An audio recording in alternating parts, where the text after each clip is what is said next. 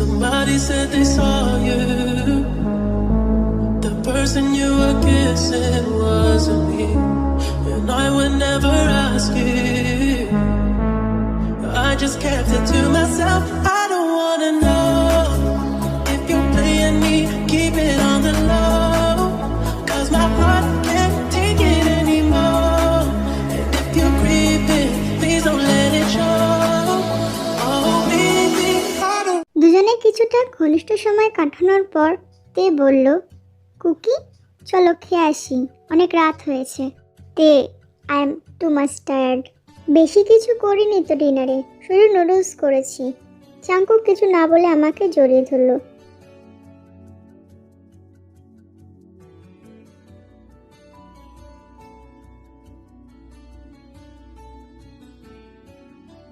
দেখতে দেখতে এক সপ্তাহ কেটে গেল।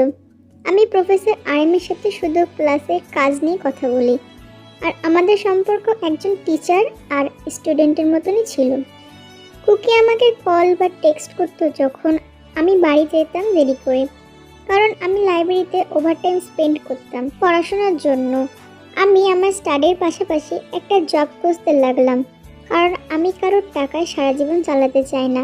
কুকি আমাকে অনেকবার বলেছিল যে তে তোমার জব খুঁজতে হবে না, আমার টাকা এতটাই কমে যায়নি যে দুজনের খরচ আমি চালাতে পারবো না। আসলে আমি এই মাস্টার্সের পর পিএইচডি করতে চাই, তাই স্টাডির পাশাপাশি জব খুঁজছি। কেটে গেছে 2 সপ্তাহ, আমি 5 বার রিজেকশন পেয়েছি।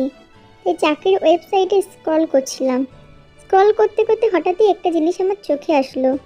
পোস্টে ছিল স্টুডেন্ট রিসার্চ ডিপার্টমেন্ট, যা দেখে আমি পোস্টারতে ক্লিক করলাম।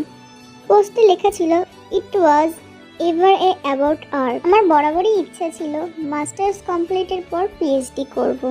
হঠাৎ আমার নিজের দিকে একটা লেখাতে চোখ গেল, you will work with a team of assessment scholars led by Kim Namjoon.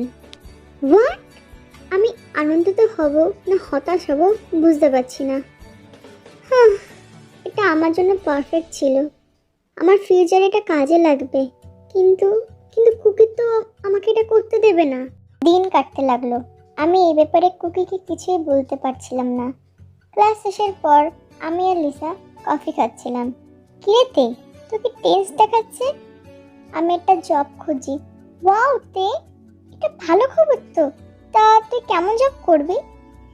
Student research assistant in the art department.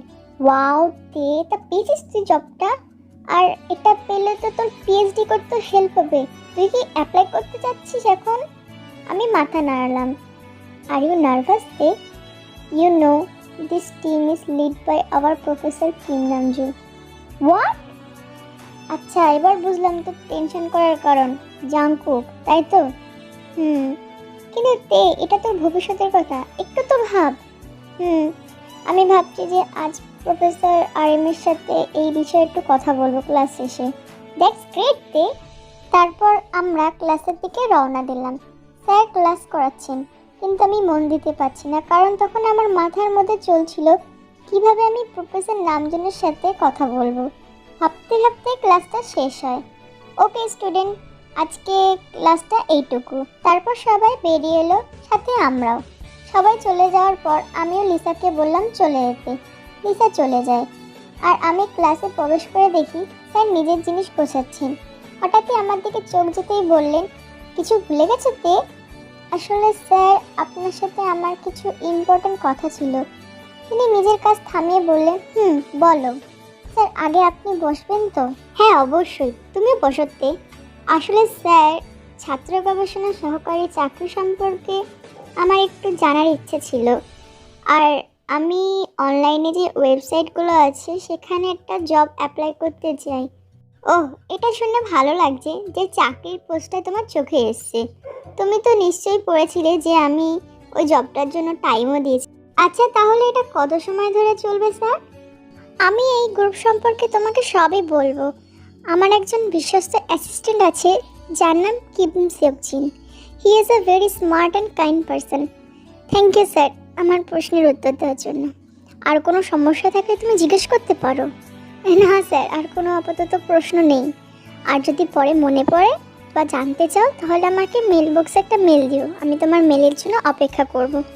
Okay sir, have a good day. আমি রুম থেকে বেরোতেই দেখি লিসা আমার জন্য এখনো অপেক্ষা করছে।